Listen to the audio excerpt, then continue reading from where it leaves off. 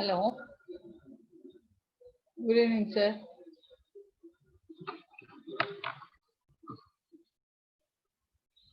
எதுக்கு சார்?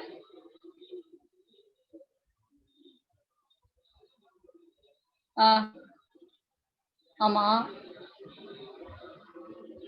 ஆ. One India sir. O cap letter. ஆமா. One India 4321 open bracket close bracket.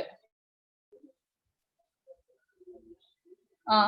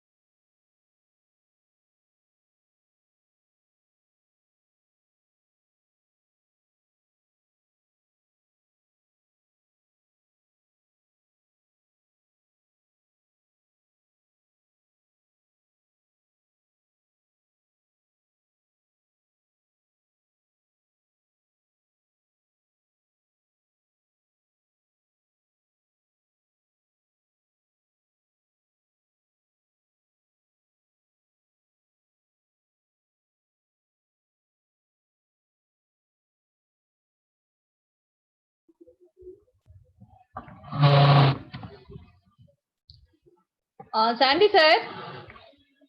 Sandy sir.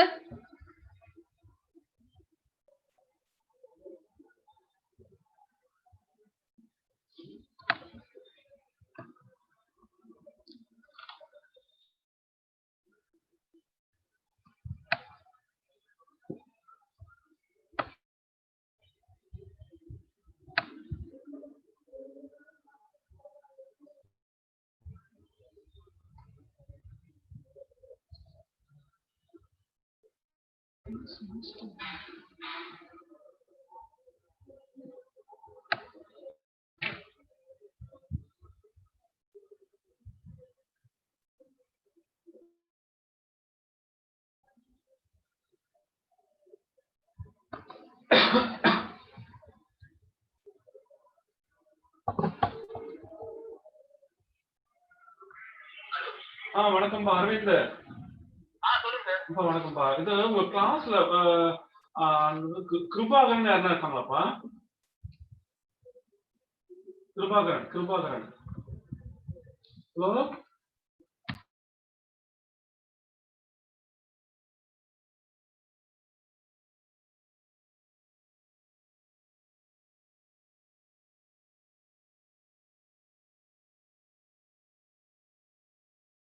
Volume மட்டும் நானே check பண்ணிக்கிறேன்.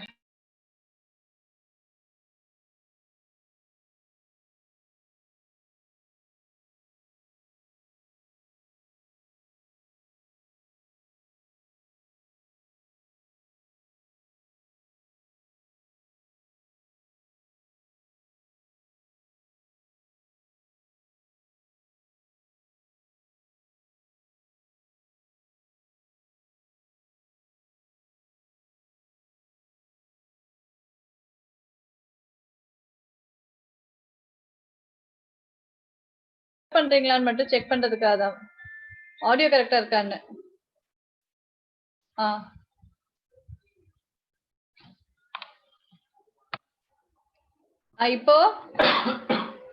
இப்போ பேசுறது கேக்குதா சார்?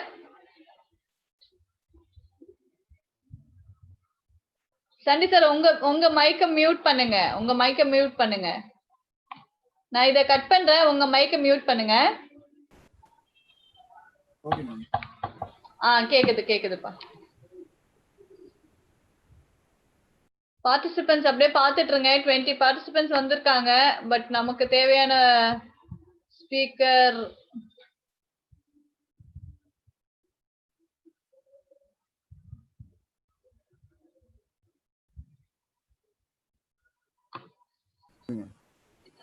கேக்குது. Okay sir. கேக்குது. Okay sir. Okay.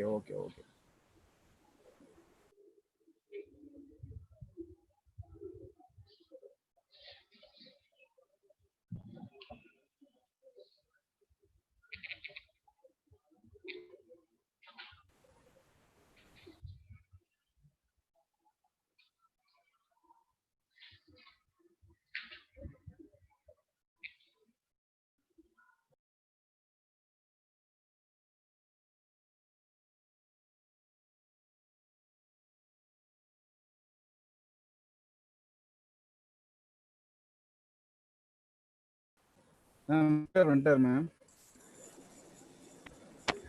Only ma'am, Victor வந்துட்டார். Yes sir.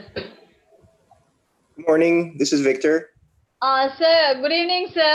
This is Dr. Punguli calling from Puducherry, India sir. Hello, how are you today? Fine sir. Sir, can we have a session of just sharing your slides sir, so that we can check the connectivity sir? Yes. You're sharing? Yes. Let me open up my slides. Yes, just sir. 1 second, please. I'm making you as a co-host, sir, so you'll have the privilege to share your slides, sir. Yes, let me share my screen. Yes, sir.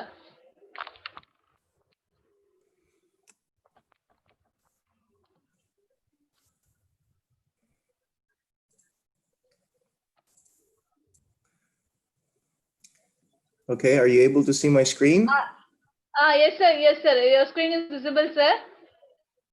Okay, give me Yes, just sir. a second. Let me go to full presentation mode. Yes, sir. So can you see the screen now? Yes, sir. Now it is even in the design mode, sir. It is not has gone to the presentation mode, sir. It has not gone into presentation mode? Yes, sir. Okay, just 1 second. Yes, sir. Yes, sir.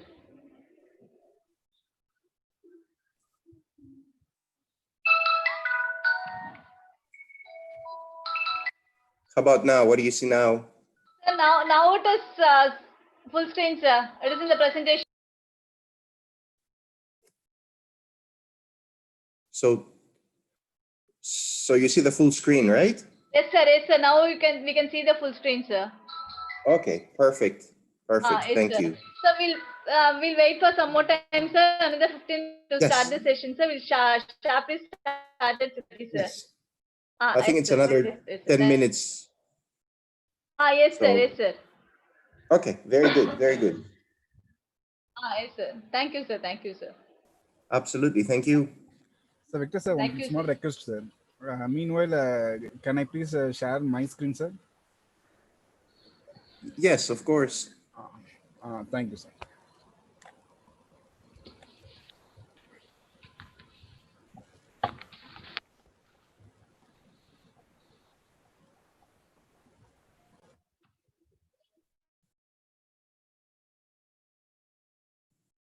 So do you want me to do stop share? Okay, you're sharing your screen. Okay, perfect. Okay. Okay, welcome, sir. Thank you, sir.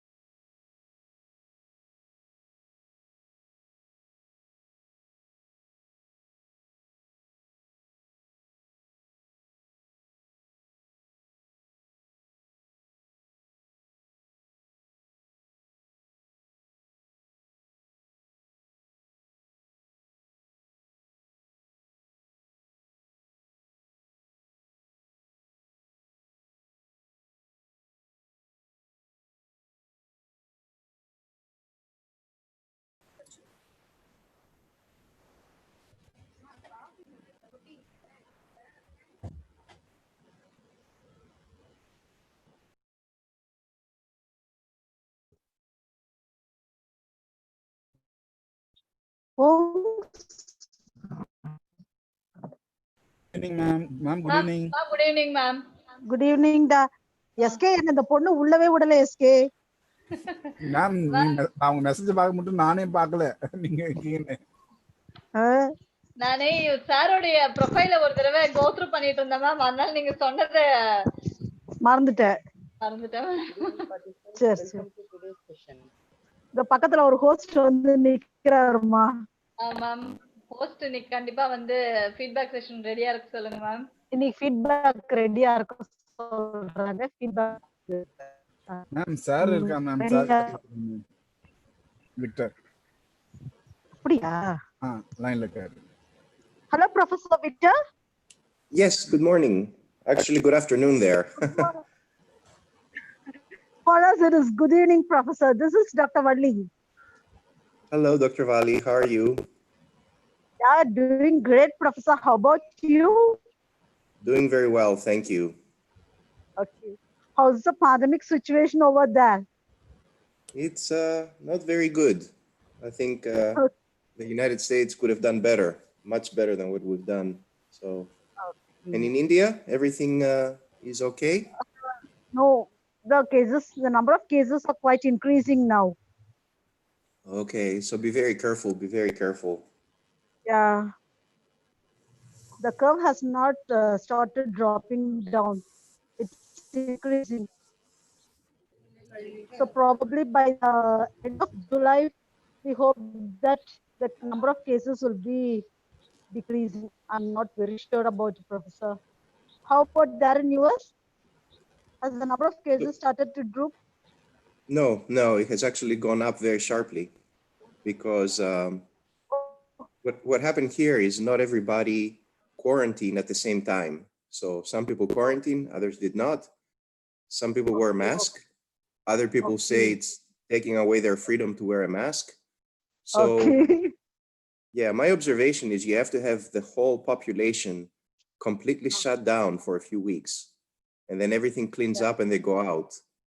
If some people stay in and other people are going out, and some people are careful and other people don't wear a mask, and some people don't gather, and then other people gather in bars and restaurants and have large meetings at the beach, then all you're doing is you're just one person is giving it to the other, and it seems there will be no end. So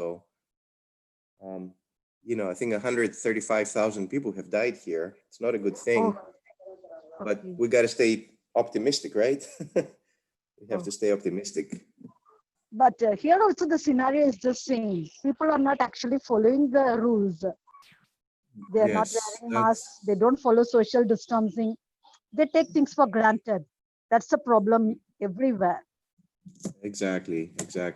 And the problem is that, you know, some people do that and they're responsible, but other people pay the price, right? Because yeah, that's true.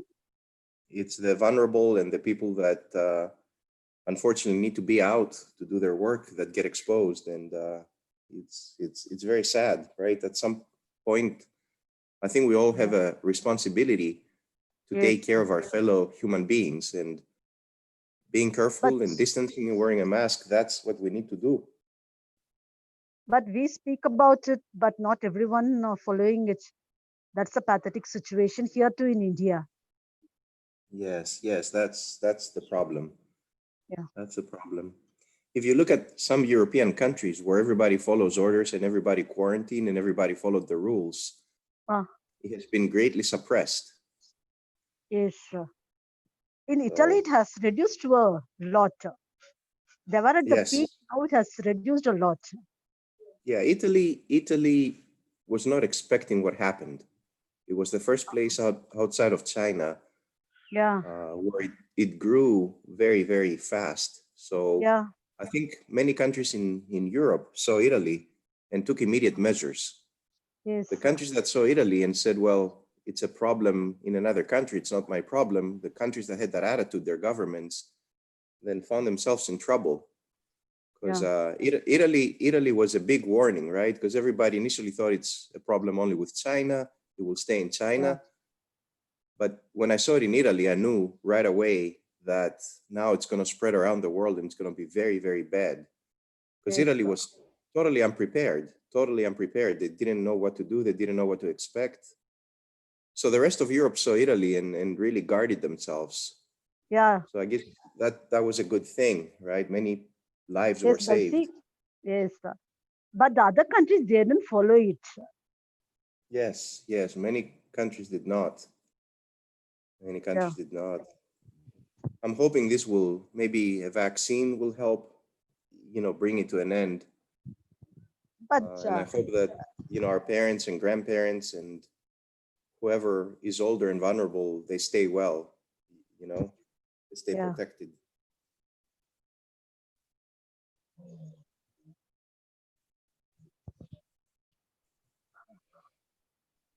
Pungurli? Hello? Pungurli? சொல்லுங்க Ma'am, yes, ma'am. Join Yes, ma'am. பண்ணிட்டாங்களாமா? Ma'am join பண்ணி Participants join பண்ணி பண்ணிடலாமா ma'am allow பண்ணிடலாமா We allow have பண்ணிடுங்க. 58 participants as of now, ma'am. Allow பண்ணுங்கம்மா. நிறைய பேர் they are messaging me that you're not allowing. பண்ணியாச்சு மேம் Okay, okay, okay.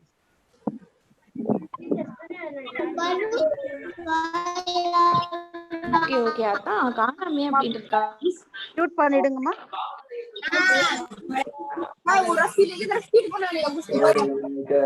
ஒரு அஞ்சு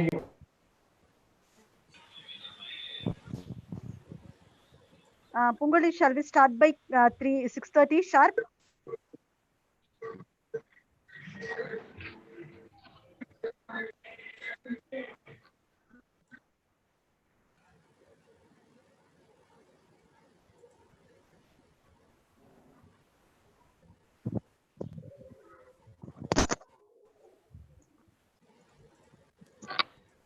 Hello, you can hear me, right?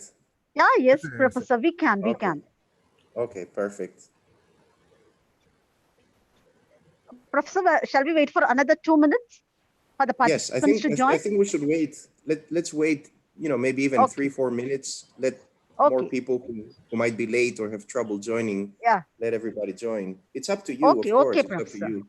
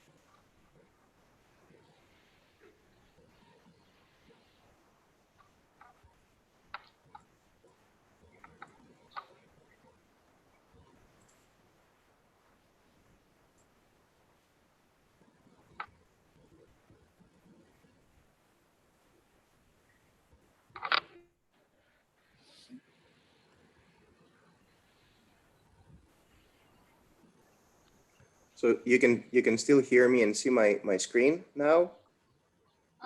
No, sir. No, Sir, sir. now we have shared the screen, sir. Okay, you're sharing the screen. Yes, sir. Okay.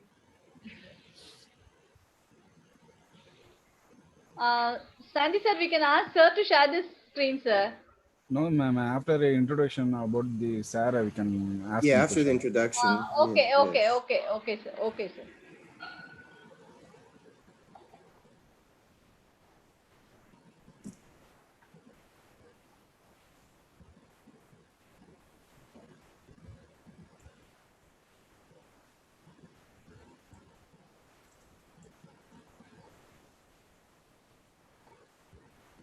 पुरा बाबा तुला काय बघायचं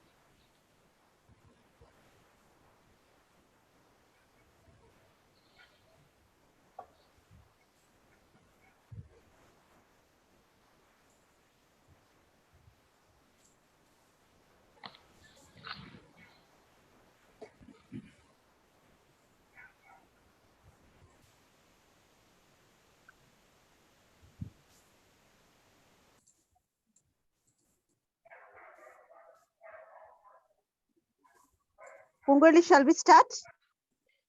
Yes, ma'am. We can start, ma'am. Yeah, we can. Very pleasant Okay. good evening to one and all present. Yes, sir. Oh, please go ahead. I'm sorry.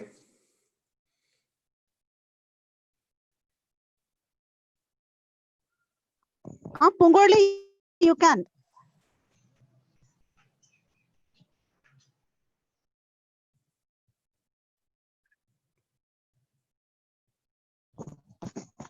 Hello, Pungoli.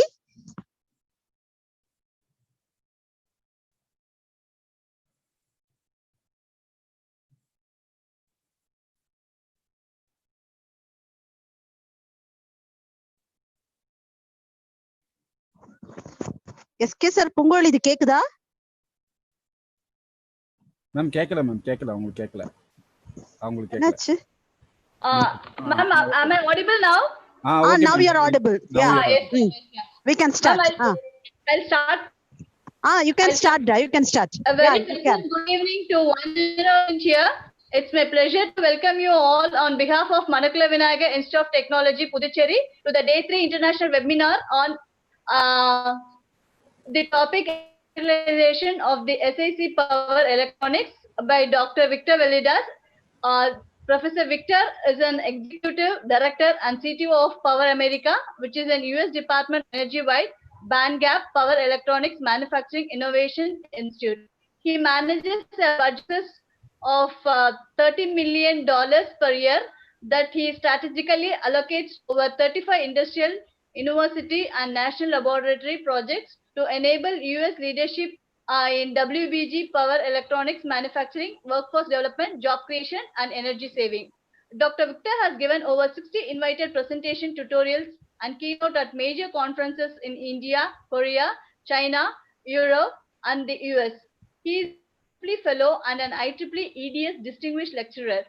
He has 27 issued US patents, 6 book chapters and over 120 pre-reviewed technical publication to his credit. Dr. Victor is also professor in electrical and computer engineering at North California State University. Received the Hello. PhD degree in electrical and computer engineering from Johns Hopkins University in the year 1995. Prior to taking an executive position at Power America in 2016, Dr. Victor spent 21 years in the semiconductor industry, where his work include design, fabrication and testing of 1 to 12 kV SiC, SiTs, MOSFETs, transistors and JBS and PN diodes, as well as financial and operation engagement of commercial foundry. I welcome you, sir. On behalf of our institute, I hand over the session to you, sir. Okay, thank you very much for your very kind introduction. And please let me know if you're able to see my screen.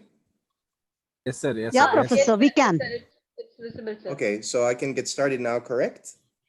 I said, Yes, sir, go you to the can start, presentation sir. mode, sir. Okay, thank you so much. So I'm very honored to have been invited. Thank you so much for your invitation. And I commend you for making all the work to get this seminar. It's a pleasure to be presenting around the world. And I'm looking forward to the days where travel will be allowed so I can go back to India and meet and present in person. The title of my talk today is Accelerating Commercialization of Silicon Carbide Power Electronics. And I work for Power America, and Power America is a United States Department of Energy Manufacturing Institute. And the goal of Power America is to accelerate adoption of wide bandgap power electronics. And the institute was started by President Obama in 2015. And the funding is 140 million US dollars over 5 years. And the goal of Power America is to address gaps in technology and knowledge in order to create manufacturing jobs and energy savings. So Power America as an institute has many members, 55 members, and more companies and universities are signing up. There are companies from every area of the silicon carbide and gallium nitride supply chain. And you can see that there are big companies like General Electric, Toshiba, United Technologies, ABB. There are also some smaller startup companies that are part of the institute. And also there are a number of universities that are contributing and working together with industry on silicon carbide and GaN devices and power electronics. So I just wanted to give you an idea about silicon carbide. And of course, we start with silicon that everybody's familiar with. So as far as silicon logic and memory are concerned, you can see that over the years, the nodes, of course, are getting smaller. And you can see that, as you go into lower nodes, very few companies are able to make these very fine resolution devices. And you want to make smaller devices following Moore's law, because the smaller the device, then the more devices you can pack in a chip and the lower the energy consumption. But getting to this 7 and 5 nanometer range is a very, very expensive proposition. It's extreme UV and the equipment is very, very expensive. So you see that a lot of the fabs are basically not following the latest node. And there are a lot of opportunities in other areas like Internet of Things, artificial intelligence, 5G, quantum computing, and of course, power devices do not require the latest and greatest expensive silicon node. And if you look at power electronics, power devices in particular, like silicon carbide, you can work at the 90 nanometer node, which is about 20 years old. So equipment that's 20 or more years old and it was meant for the 90 nanometer node is perfect for the resolution and the requirements of silicon carbide devices. So that's a very good thing, because that means you can take an older foundry that is basically obsolete with respect to silicon, and you can do silicon carbide processing. So just to give you an idea of how power devices differ from silicon logic and memory devices, this here is a 3-inch wafer that I processed back in 2006. And you can see each one of those squares here is a single device. Okay, now this square here is 4 millimeters by 4 millimeters. In silicon, you can put 1 billion transistors in the latest node in this area device. But for power, because you want to do high voltage and high current, this whole chip is a single device. And then I have these areas right here that you can see that are test devices. The purpose of those areas right here is once you fabricate the wafer to test different structures and properties. So then you fabricate the device, you fabricate the wafer here in the foundry, and then you dice it, you cut it up into individual devices after you test it, You take the individual devices and you put them in a package or a module. And this is just a makeshift package just to test the device. And then you can see that you bring in aluminum wire bonds, specifically here, in order to make the connection between the gate and the source. So this here are the gates, and the sources are right here, and underneath you have the drain.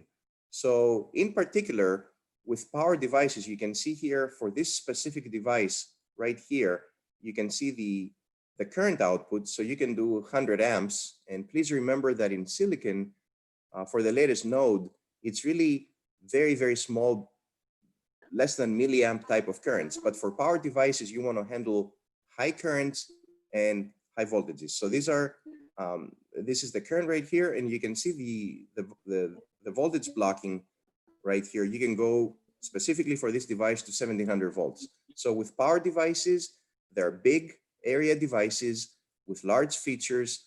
You can do very high currents and you can do high voltages. And that's what power conditioning is: high voltage, high current. You want to be able to control high voltages and high currents. So just to give you a background about silicon carbide and GaN, of course, if you look at this spider graph here, this orange area here are the different properties of silicon. Blue are the properties of silicon carbide, and green are the properties of GaN, okay? Now, when you go into a new material system, you need to perfect the wafers. You need to come up with processing devices in that new material system. So it's very, very expensive. So you have to have some very important reasons in order to go and spend the money to develop a new material. And this graph here tells us why. If you look at the electric breakdown field, you see it's very small for silicon and much larger for silicon carbide and GaN, okay? And at the same time, if you look at the energy gap of the silicon semiconductor is very low compared to the energy gap of silicon carbide and GaN. So what does that mean? If you want to make a power device that will hold, let's say, 1,000 volts. So voltage here can be 1,000 volts, 5,000 volts, 10,000 volts, right? You can see that the thickness of the device, of the device that you need to make in order to hold that high voltage is inversely proportional to the critical electric field. And when the critical electric field is 10 times bigger in silicon carbide than silicon, then this means that the thickness of your device becomes 10 times smaller. So you can get the same type of voltage capability with a device that is 10 times thinner. And that's a very big thing. And I'm sorry, my computer is freezing a little bit. It should come back.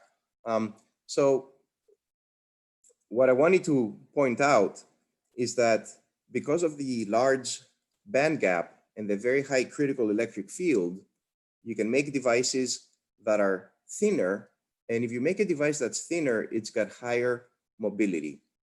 And a high mobility device allows you to operate at higher frequencies. So large band gap and large critical electric field means that your device is thinner for the same voltage. I'm sorry, this skipped. Okay, so yeah. So the other thing you got to take into consideration is if you look at the device resistance, okay, it's inversely proportional to the third power of the critical electric field. So if your critical electric field in silicon carbide is 10 times bigger than silicon, as you see here, then the resistance of your device, the resistance of this thick layer that withstands the voltage, can be 1,000 times smaller. So why do you want to go into silicon carbide? Because there are some compelling material properties, larger electric breakdown field and larger energy gap. And those means that you can make the device with a thinner layer. Thinner layer means you have a smaller length for the electrons and holes to travel through. So then you can operate at higher frequency, and higher frequency operation is very important because it reduces the size of the passive components. So just a comparison here, you can see that in the case of silicon, the device is very, very thick. You need a very thick layer in order to be able to do.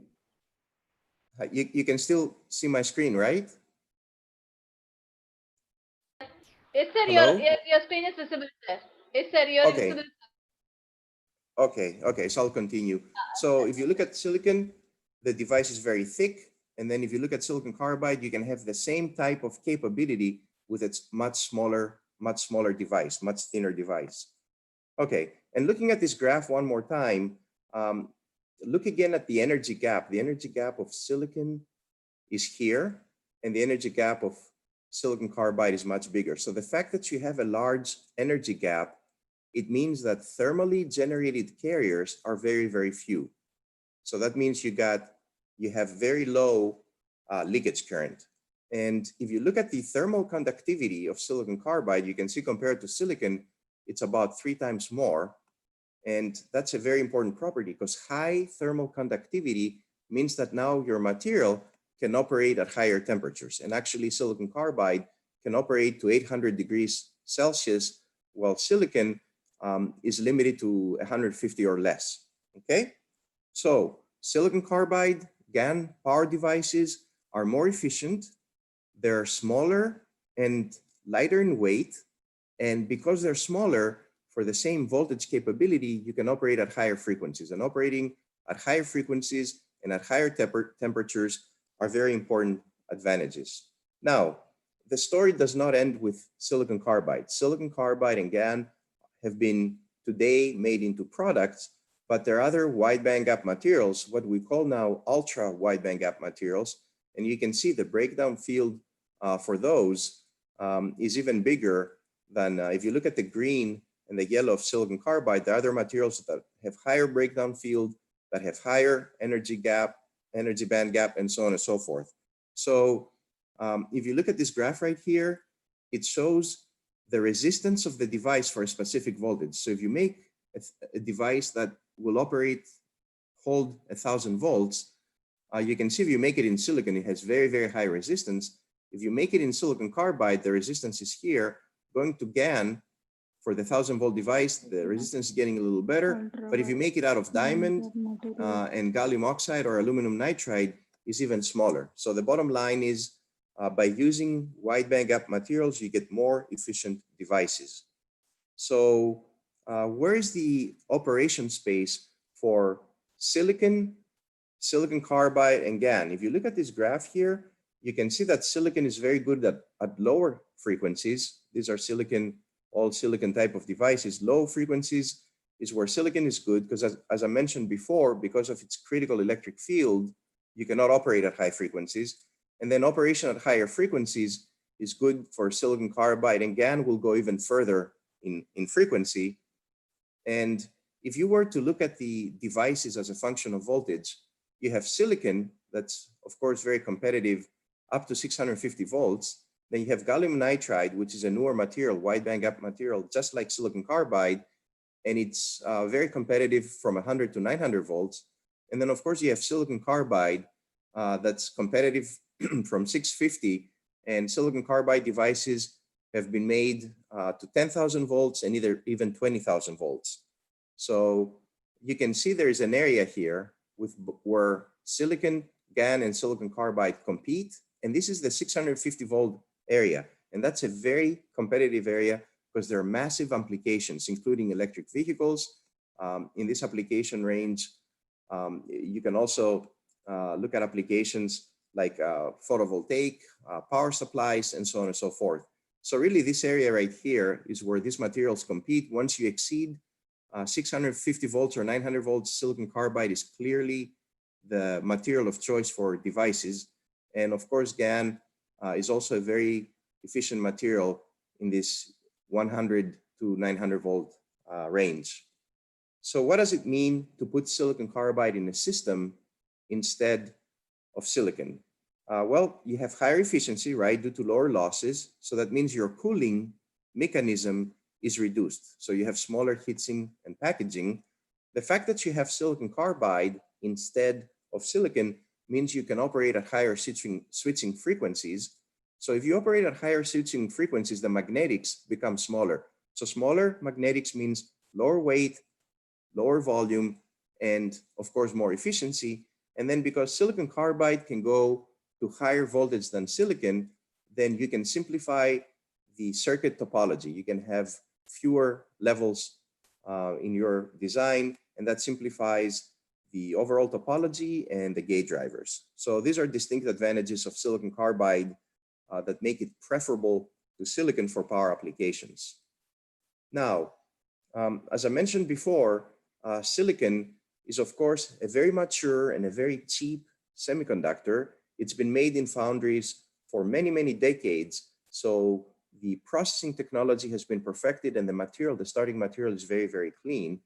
And you can see with silicon, lower frequencies and high powers are feasible, but then there's this limit. Beyond this area right here, then silicon is not very efficient. So that's the silicon limit, and that's where wide bandgap systems have a good opportunity for applications where silicon is limited due to efficiency. So this area right here where wide bandgap systems, silicon carbide and GaN systems are very suitable, translates to many applications like high voltage DC transmission, traction, AC transmission, motor drives, power supplies, big automotive area, and so on and so forth. So there are huge applications for silicon carbide. So let's look at some of those applications. One application is the aerospace sector, where in aerospace, you want to go to the more electric aircraft and then eventually to the fully electric aircraft. Another massive application that we're all familiar with is the automotive, where cars are being now made that are either fully electric or hybrid electric, and that has consequences for better efficiency and for the environment. And if you use silicon carbide in the car power electronics, you gain even more in efficiency. Another big application is the grid and utility sector. So you have energy that's being generated either through photovoltaics or wind, and you want to be able to transport that energy through large distances. So both the energy conditioning during generation as well as the transmission of energy are areas where silicon carbide can make things more efficient, smaller weight, smaller volume. And other applications are electric motor drives. These are big electric drives that are being used. So the motor drive can be more efficient with silicon carbide. And last but not least are data centers. And we're all familiar with the really big consumption of data centers through social media, Facebook, Instagram, WhatsApp, all these companies back up their data in data centers. So there's a massive growth in data centers and they can be more efficient using silicon carbide. So in particular, with respect to the aerospace sector, as we move forward in time, we're going to the more electric aircraft. So in the aircraft, they're replacing the hydraulics, they're replacing the fluids with power electronics, and they're replacing the air, things that are pneumatic, that work with air pressure, with power electronics. And that, replacing the hydraulic systems, makes things more efficient, and at the same time, the reliability is better, because when you replace fluid with power electronics, you don't need to worry about fluids leaking, the maintenance becomes less expensive, the complexity becomes smaller, and the reliability is better. And same thing when you replace pneumatics with power electronics. So what is the drive behind electrifying aircraft? You have better fuel efficiency, the cost, the maintenance and the operation cost goes down, because now you don't have fluids and pneumatics. The reliability becomes better, and of course, it's more quiet, which is a big thing, and you have lower emissions. So today, the pneumatic systems and the hydraulic systems are being replaced, and the eventual goal is to get to the more electric engine and then finally into the all electric aircraft. Okay, and let's go into the automotive, which is a very, very promising application because of the vast volume, the really big volume. So here I'm showing a 1914 electric vehicle that it's in the Ford Museum in the United States. And this is the electric vehicle that the wife of the American car maker Ford was using from 1914 to 1928. And you can see even in 1914, even in those early days of automotive, electric vehicles were available. This is the battery pack. And electric vehicles in those days had advantages because they would start instantly. Remember, in those days, if you had a car, you had to use a crank system. So that required a lot of shoulder and manual power. Electric vehicles are automatic, so they were much easier to operate because they didn't have a transmission that you needed to manually shift. However, in those days, Ford came up with the assembly line, and the cost of a vehicle very rapidly went from $3,730 to $390. And because Ford did this with a gasoline car, then gasoline cars started taking over. A disadvantage of electric cars in those days is that most of homes outside the big cities had no electricity. So it was very, very difficult to charge the batteries. But nevertheless, electric vehicles were around. There were a lot of patents that were filed. The technology had been started. It just remained dormant because the gasoline, the internal combustion engine vehicle, took over. So as of late, there have been announced 350 billion investments, 350 billion US dollars investments in electric vehicles. And all the major car companies are looking into making electric vehicles. So it's a huge, huge market, okay?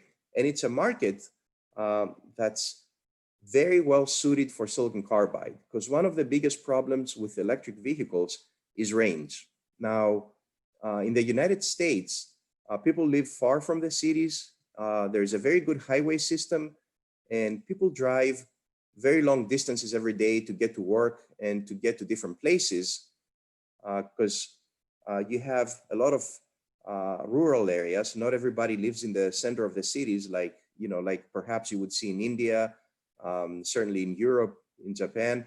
So a big problem with electric vehicles winning over in the United States is what is known as range anxiety. People want to make sure that their car has range.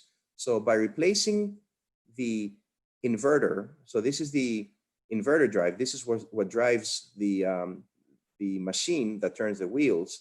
So this motor drive here, if you replace the silicon parts with silicon carbide, you get 5 to 10% bigger range. And 10% bigger range is a huge thing because it helps drivers be more confident, number one. Number two, if you keep the same range as silicon, then because it's more efficient, you need a smaller battery. And batteries are very, very expensive in electric cars.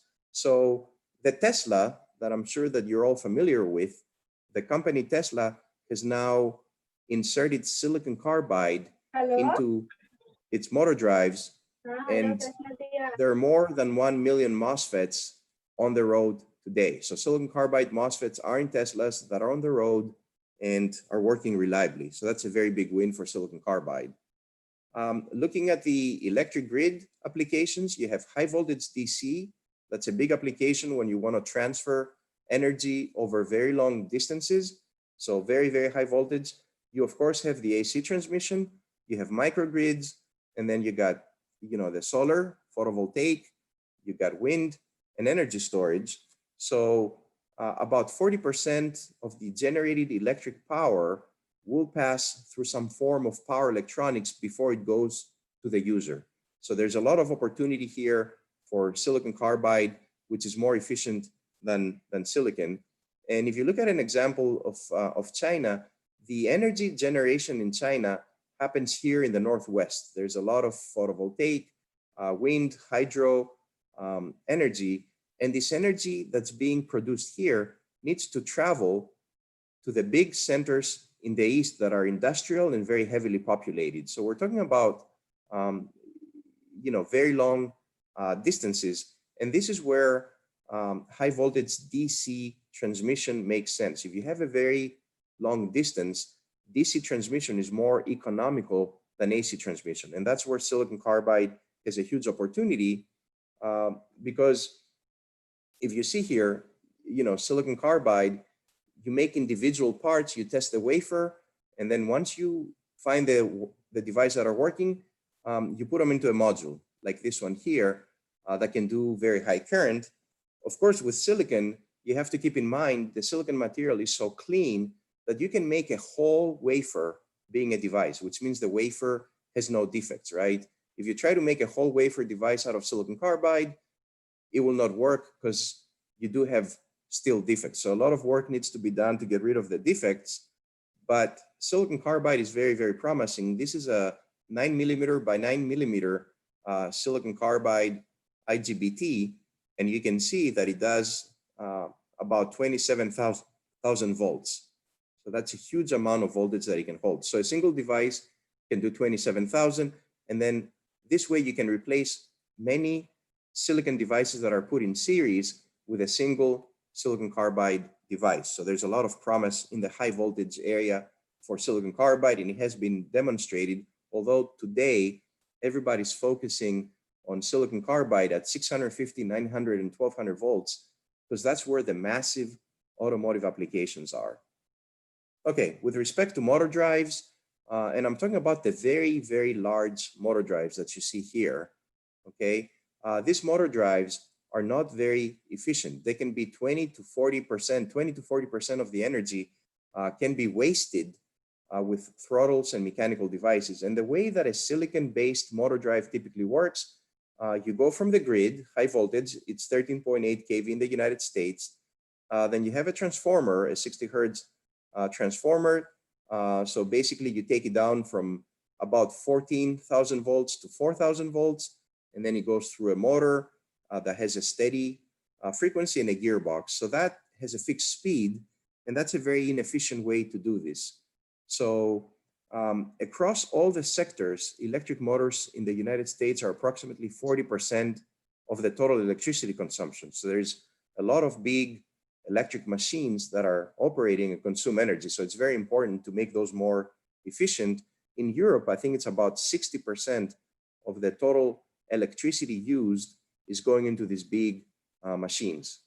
So what you want to do is you want to make a machine that's variable speed. If it's variable speed and you have variable speed going to the compressor, then it's far more efficient.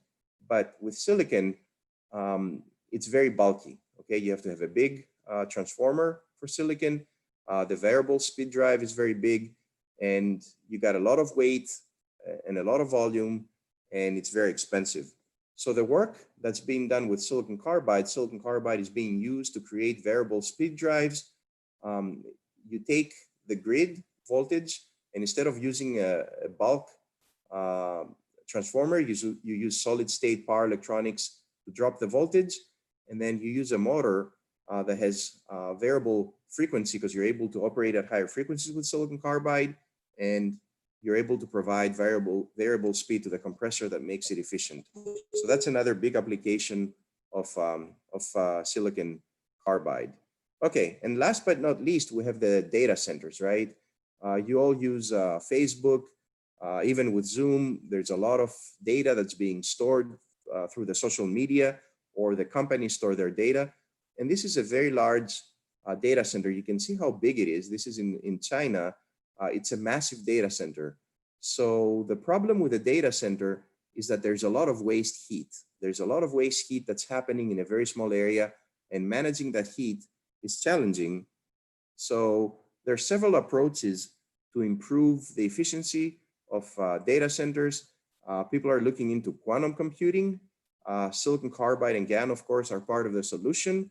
They're using artificial intelligence for resource management, and they're using advanced cooling techniques for the data centers. And of course, they're looking at materials for very high density storage. So that's another big application where silicon carbide, because of its higher efficiency, it can help generate less heat. Okay, and an example of a data center is shown here. You start with 480 volts from the grid, and then you do an AC/DC rectification using silicon carbide. And then when you get to the lower voltages where you have the 12 volt to 1 volt basically transformation, that's where GaN is very, very efficient. So data center is a very big opportunity, and there are several topologies for data center. It's a very good opportunity where both silicon carbide and GaN devices can work very efficiently together. Okay, so let me stay with some of the economics. About 50% of silicon carbide use is expected to be in the automotive sector. And by 2024, $1.93 billion is the expected value of the silicon carbide device market. And here's another calculation, and you can see that silicon carbide revenue or device use, the same thing, is going up rapidly. In 2025, the expectation is that the silicon carbide device market will be $3.2 billion US dollars. So a lot of money, and that's why you have companies like Infineon, you have companies like STMicroelectronics, some really big companies in the semiconductor world. They're all moving to offer, and they're offering silicon carbide products. Okay, so let's look briefly at how you make a wafer. The wafer, of course, is the starting material for any semiconductor device. You need to have the wafer, and you start building the device on that wafer. With silicon, the process is the liquid phase growth. Okay, you have the seed, it goes through this narrow necking that basically helps with basically eliminating or reducing greatly defects. So the process temperature is about 1500 degrees C for silicon. And silicon wafers, of course, are being used to make the logic and the memory that you have in your computers, in your laptops, in your cell phones, and so on and so forth. In the case of silicon carbide, because it's a very hard material, you need to go to about 2500 degrees for processing, so it does not melt because this temperature is very, very high. So you're using, you sublime the material, and you start with a very large seed, and you have the silicon carbide source and vapor transport. So this process is higher in temperature, and it's also a lot slower. So that means the silicon carbide wafers are a lot more expensive than silicon, okay?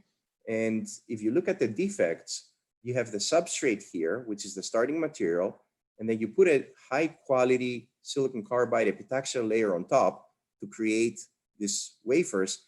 And what you want to make sure as you do this process of epitaxy on the substrate, you don't want defects that are in the substrate to propagate into the epitaxy. So the major defects in silicon carbide today are threading screw dislocations, threading edge dislocations, which are benign. Those will not degrade the device, but then there are basal plane dislocations that are basically a killer defect, a catastrophic defect. And you can see that a lot of work is being done to basically reduce the defects. Some of the larger defects have been eliminated in today's silicon carbide wafers. The defect that's really still remaining, that is creating a problem, is the basal plane dislocation. So people are working very hard to eliminate basal plane dislocations. So if you look at the cost of the wafers, back in 2001, even a small 2-inch wafer was $5,000, right? And just to give you some perspective, a silicon wafer at 8 inch, so instead of 2-inch, an 8-inch wafer only costs about $20 to $40. Okay, so there's a huge price difference. But these were the early days, and of course, anything in the early days will be more expensive. And then the combination of technological improvement as well as volume production. When you make something in high volumes, the cost will drop. We've come today to be using 6-inch wafers, and depending on the voltage application of the wafers, they can be anywhere from 500 to maybe 1500 volts for 1700 volt wafers. So the price of the wafer itself has dropped, the quality of the material of the wafer, and this is an example of a wafer where devices have been built on. The quality of the wafer has gotten better, but it's still a lot more expensive than silicon, okay? And Just to give you an idea of the evolution, back in 1992, it was only a 25 millimeter wafer. And as the years go by with technological improvement, you start to increase the area and have fewer defects. And today in production, in silicon carbide devices that are made and are available for to buy in the market, the wafer is 150 millimeters. And this is in production since 2010 or so. And then the 200 millimeter wafer was basically demonstrated in 2015, but it's not in any product yet. It's still being worked on. It's still being, the quality is being made better, and they're trying to reduce the cost of bringing these wafers into the market. Just to give you an idea, the comparison with silicon, silicon today is primarily using 12-inch.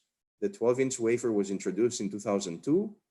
So silicon carbide will be at 200 nanometers maybe in a few years. So silicon carbide wafers, as far as size is concerned, it's about 30 years behind than silicon, okay?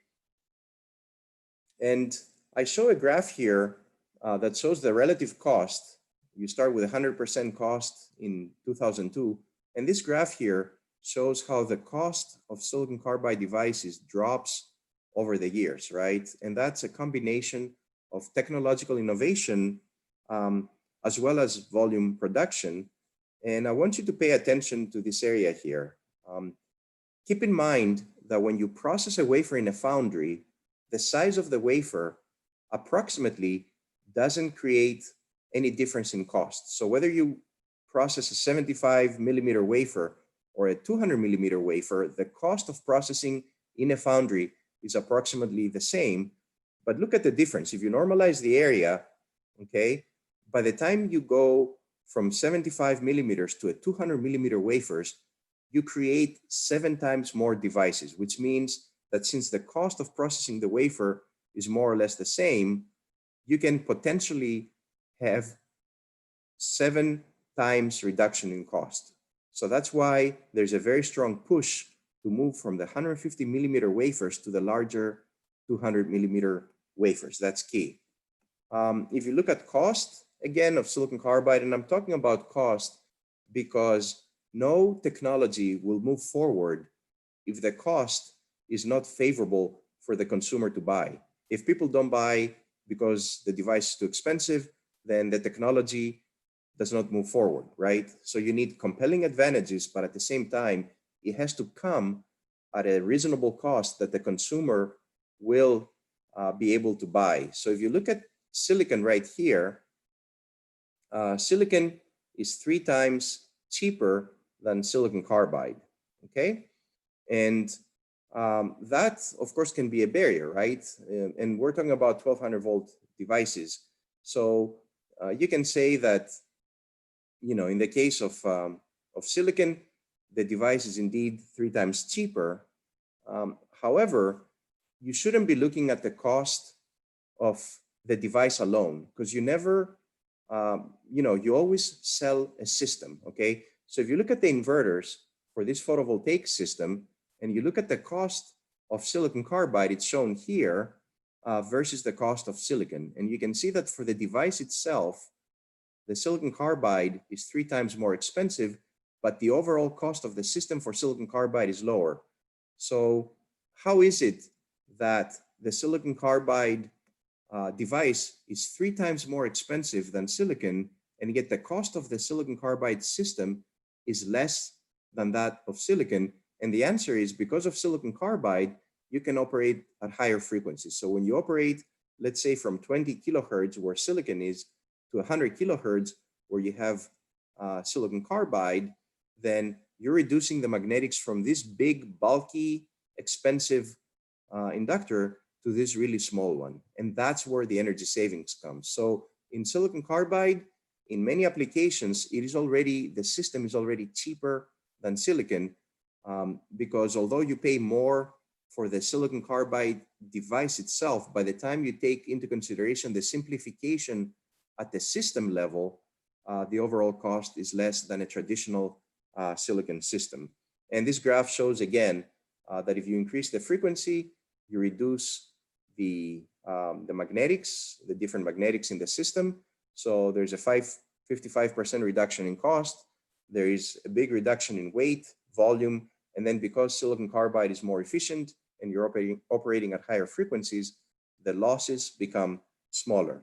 So silicon carbide is already gaining ground in many applications, displacing silicon. Okay, and a little more information now on the structure, on the material. There are many polytypes, like hundreds of polytypes for silicon carbide, but the ones that are being used are the 6 hexagonal and the 4 hexagonal. And in particular, 4H is the preferred device where pretty much all power silicon carbide devices are made because it has better mobility, which means lower conduction losses. And then it also has a wider band gap. It has a wider band gap, so you can do higher energies. And if you look at silicon carbide, it's an indirect bandgap semiconductor. So with direct bandgap semiconductors like gallium arsenide and GaN, you know, when an electron goes from the conduction to the valence band, there's a photon that's generated. In silicon carbide, it's not a direct semiconductor. So this transition needs also to have energy conservation as well as momentum conservation.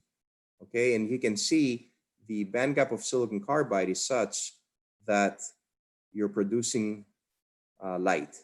So when there's an electron to hole recombination in silicon carbide, you're producing this blue little light. And at some point in the early days, silicon carbide was being examined as a good material to make you know, a blue laser and blue LED. And of course, in the end, we all know that gallium nitride won that battle. Okay, so devices, power devices can be made lateral. This is the gate, source, and drain. And they can also be made vertical. The problem with lateral devices is the amount of voltage that a lateral device can hold has to do with a separation between gate and drain. So if you want to make a very high voltage device, this separation here needs to be very big. So then the device takes a lot of space on the wafer laterally, so you get fewer devices on the wafer, which increases cost, and that's prohibitive. So in vertical devices, the area of the device can be fixed, and then the voltage is controlled by the thickness of this layer. So instead of having a lateral distance here determining the voltage, that is in the vertical direction now in vertical devices. So any device beyond 900 volts will be a vertical device in silicon carbide and GaN as well. And I just want to give you some equations here. The voltage that the device can hold has to do with the thickness of this drift layer and the doping of this drift layer. So for example, if you want to make a device that will do 900 volts, you put 900 here, you put the critical electric field of silicon carbide, and it will tell you what thickness layer you need. And also the same calculation, if you put the voltage of the desired device, let's say you want a 900 volt device and you put the critical electric field of the material, this is the optimal doping. So then you find the optimal thickness and the optimal doping for a specific voltage. And the equations here give you the resistance. And one more thing I wanted to talk about are the two different types of devices, the unipolar device versus the bipolar device. So in a unipolar device, the conduction is done by a single carrier. So for example, here in this MOSFET, it's a unipolar MOSFET, and the conduction is done by electrons alone. And you can see the resistance of the unipolar device is, of course, inversely proportional to the mobility of the carrier, right? The single carrier. In bipolar devices, you have both electrons and holes contributing to the conduction. So now the resistance becomes smaller because it's inversely proportional both to the electrons and the holes that are carrying the current. So if you use a unipolar device, your conduction resistance is a little higher, will be higher because you have a single device versus using a bipolar device where you have both electrons and holes contributing to the conduction, and that lowers the resistance. However, the advantage of unipolar devices is because you have a single carrier, when you switch the device on and off and you need to sweep those carriers, it's a lot faster because you only have one type of carrier. When you do switching in bipolar devices, you have to switch both electrons and holes, so that's slower. So slower switching means higher switching losses. So the bottom line is, for unipolar devices, your conduction losses are a little higher, but you have lower switching losses. And if you select to make a bipolar device, then because you have both types of carriers, your conduction losses are lower, but you have higher switching losses because you got two types of carriers you need to sweep. So in the case of silicon carbide, in most applications, in most frequency ranges, unipolar devices are best up to a device of 10,000 volts. Now, if you want to make a higher voltage device, like a 15,000 volt device or 25,000 volt device, then the layer becomes very thick. So you need to go to bipolar to reduce the conduction. Okay, and just to give you an idea, unipolar devices have all been made in silicon carbide. MOSFETs, this is a planar MOSFET. This is a trench MOSFET. It's got a gate inside a trench. JFETs have been made in silicon carbides, and unipolar diodes like JBS diodes have been made. And again, in unipolar devices, you only have electrons doing the conduction.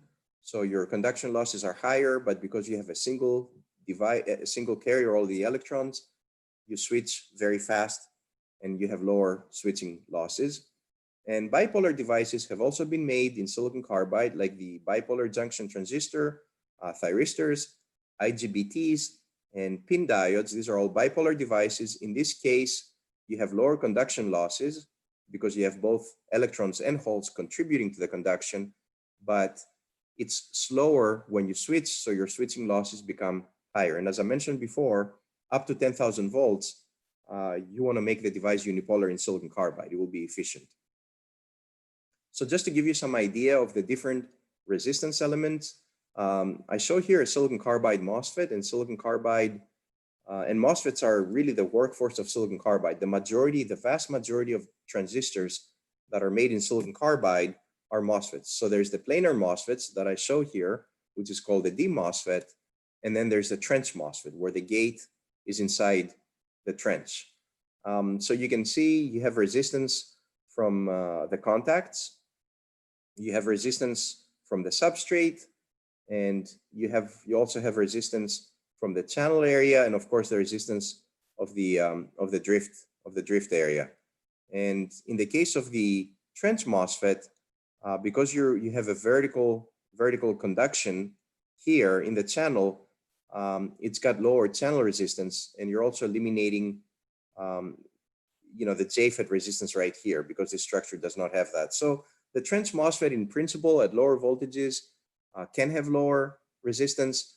One problem with the trench MOSFET is that the corners of the trench are more prone to breakdown. So that's something to watch out for. So with respect to 650 volts, 900 volts, and 1200 volts that are product today, and you can buy as a product and put in your circuit, there are some companies that are doing the DMOSFET, which is the planar MOSFET, and some companies that are doing the trench MOSFET.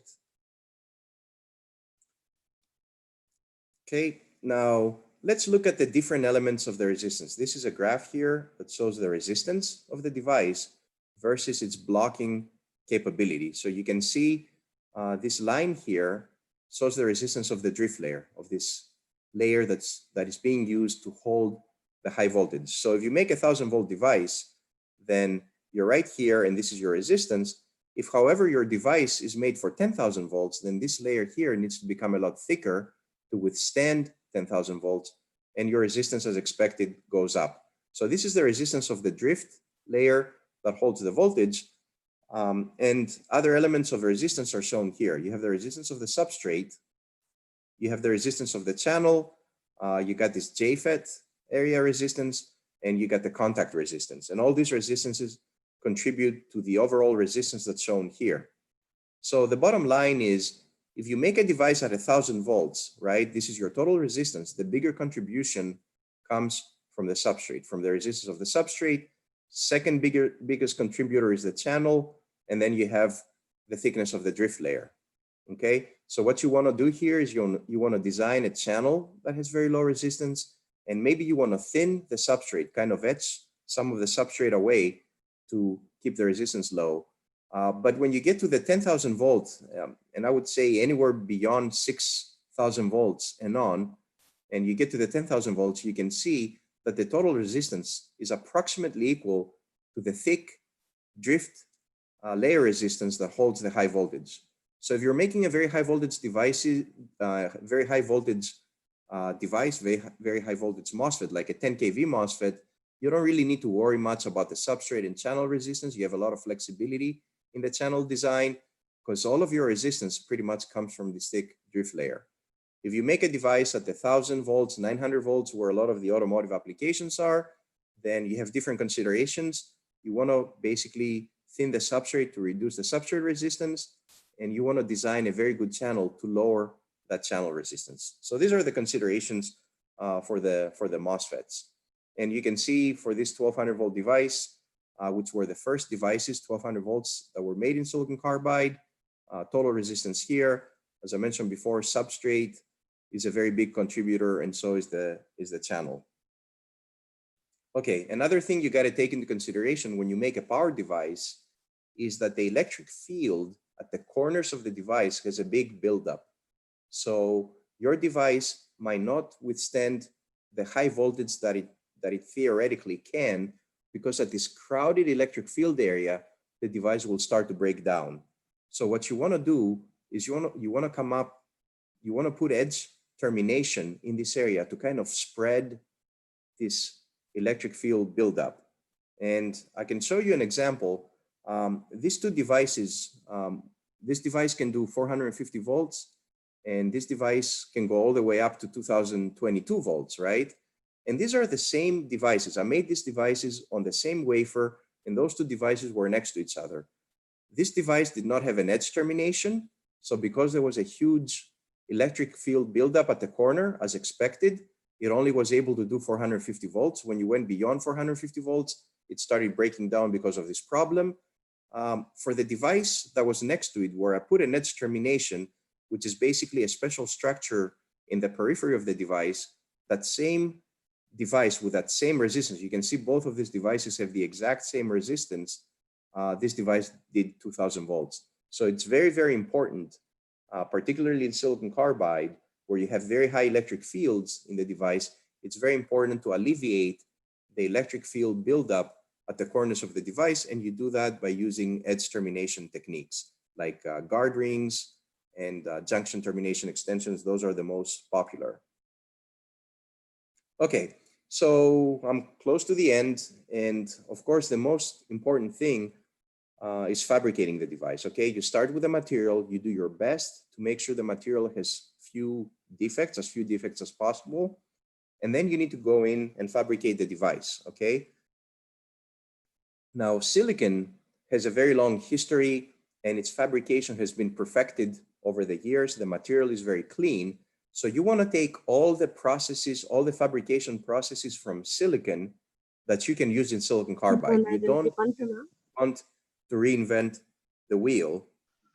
So if you look at the processes that are different in silicon carbide, because you take everything from silicon, but there are processes that are specific to silicon carbide because there are no processes from silicon that will work. The etch in silicon carbide can be different in the sense that you can only do dry etching. You cannot do wet etching in silicon carbide. You need to thin the substrate in a lot of cases because you want to lower the substrate resistance, as I talked about. So silicon carbide is a very hard material. So substrate thinning needs to be developed. Doping, obviously you need to be able to dope in order to create a semiconductor device, because you need the P regions and the N regions. And diffusion, thermal diffusion that works in silicon will not work in silicon carbide. So in the case of silicon carbide, you have to do implantation. And because the material is hard, in order for the implanted ions to go deep into silicon carbide, they need to have very high energy, and you also need very high doses. So there's a lot of work that needs to be done to optimize the implantation. And this is specific to silicon carbide. It doesn't exist from silicon.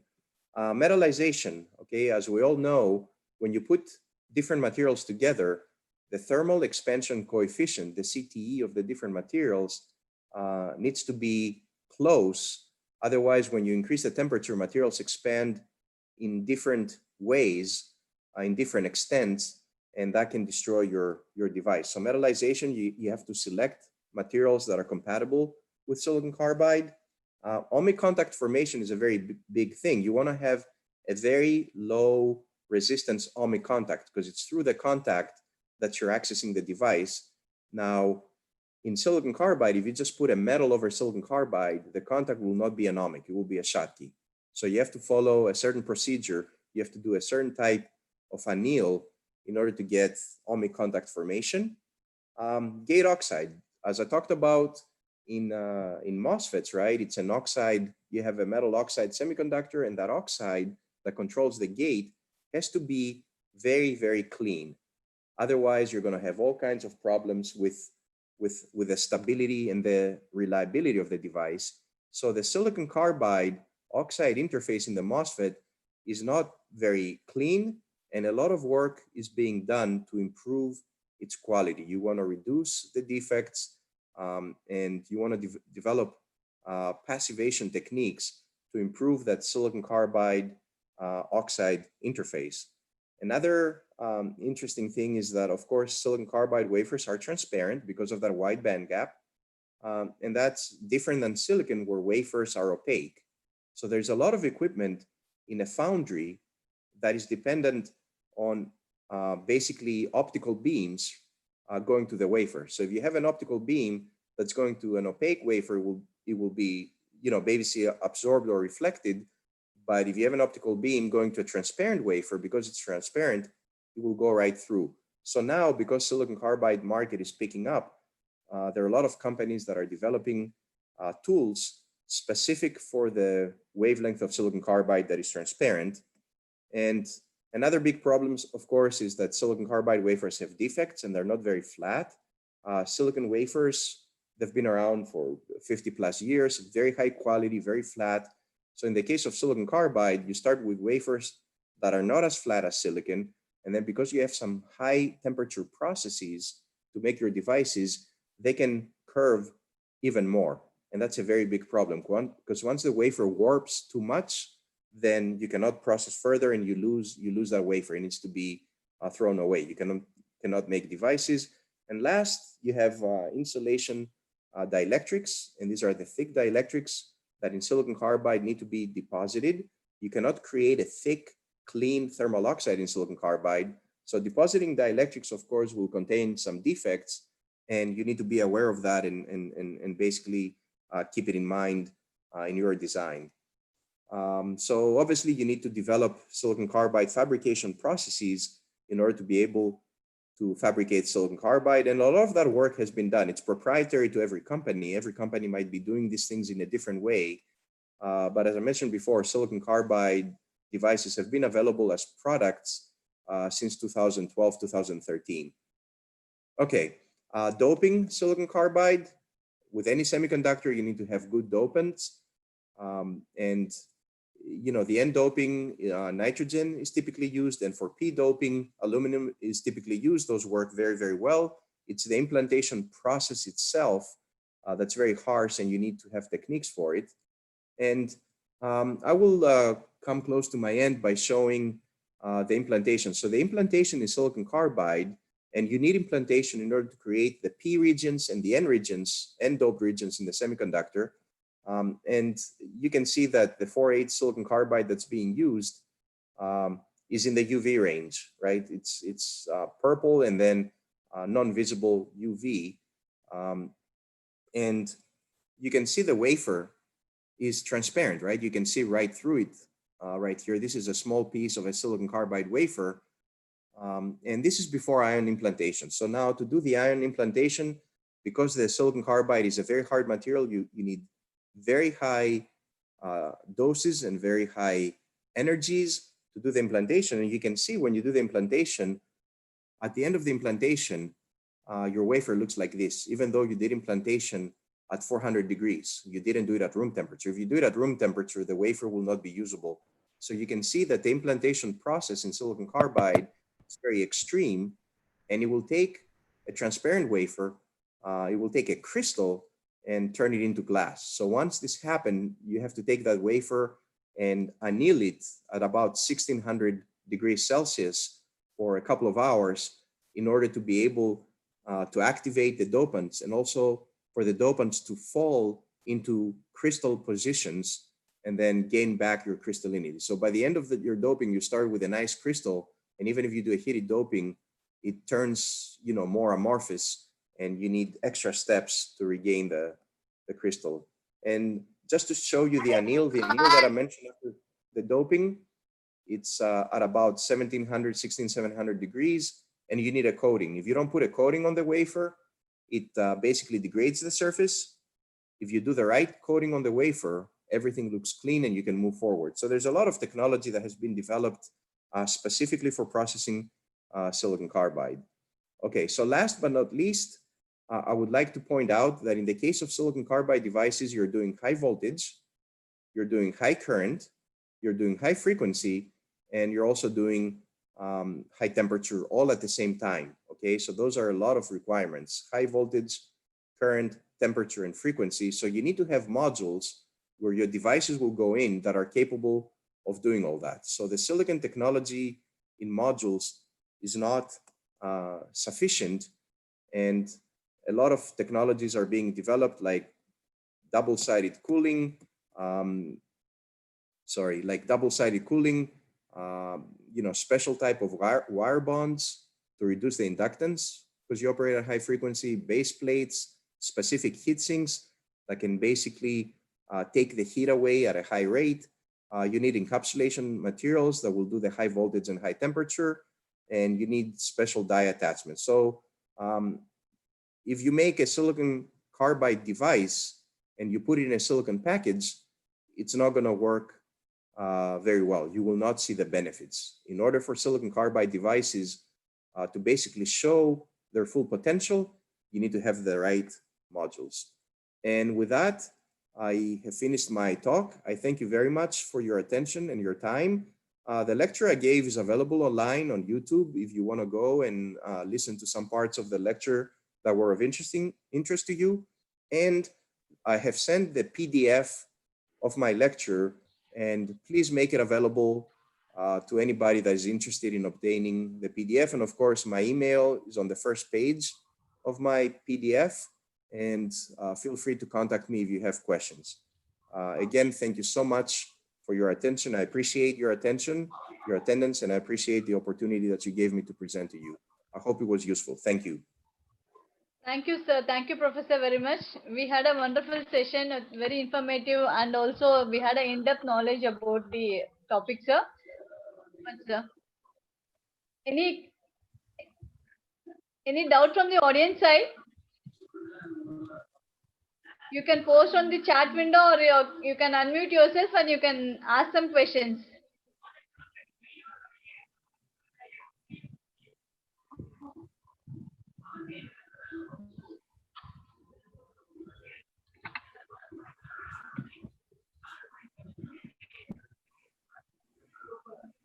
Sir, Professor, sir, thank you very much, sir. Thank you. Thank you, sir. Sir, if any question is being asked, I'll be mailing you the questions, sir, so that you can have a direct contact between the participants, sir. Okay, thank you very much. And thank you very much, sir. It's evening in India. Have a wonderful evening. Thank you so much. Bye-bye. Thank you, sir. Thank you, sir. It's a pleasure, sir. Thank you, sir. Goodbye. Goodbye. Thank you so much, sir. Sir? Now, ma'am? And now I request the participants. Is Professor there? Yes. No, ma'am, sir. Yes, left, right? Okay, ma. Connected. Okay. Now I request the participants to fill the feedback form.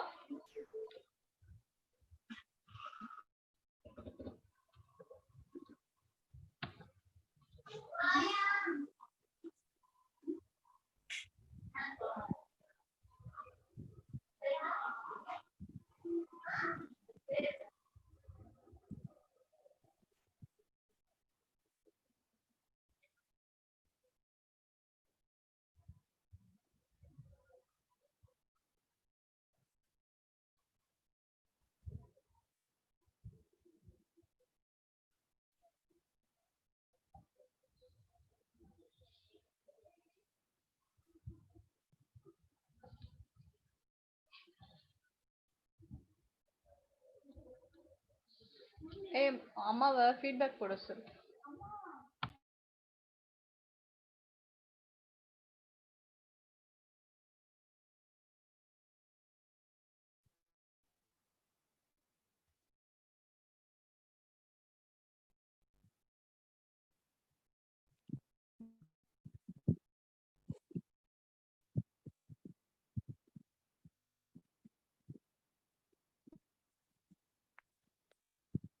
Participants, those who have filled the feedback can leave the meeting.